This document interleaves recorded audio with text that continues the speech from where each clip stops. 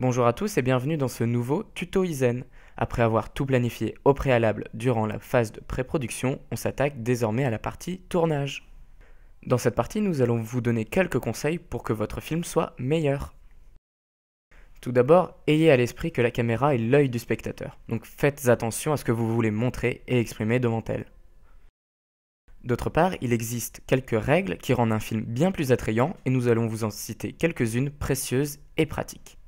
La règle des 180 degrés. Pour une scène donnée, la caméra doit demeurer du même côté des acteurs pour ne pas perturber les spectateurs.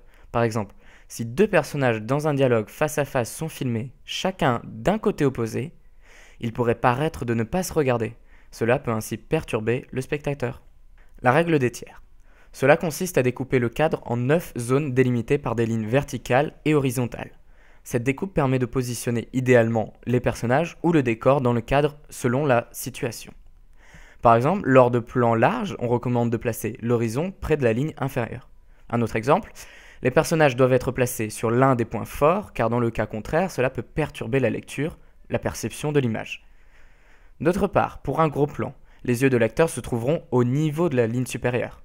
Nous ne sommes pas obligés de suivre cette règle afin d'accentuer une certaine originalité, mais il faut faire attention à ne pas rater ces plans, ce qui arrive très vite avec une mauvaise gestion de ceux-ci. Parlons de quelques plans utiles. Tout d'abord le gros plan. Utile pour faire ressortir les sentiments du personnage tout en ayant une certaine oppression et exprimer une certaine vulnérabilité de sa part. Le plan rapproché. Tout comme le gros plan, mais en moins extrême, ce plan donne une certaine intimité avec le personnage et en fait donc ressortir ses sentiments, ou du moins son jugement face à une situation. La plongée contre plongée.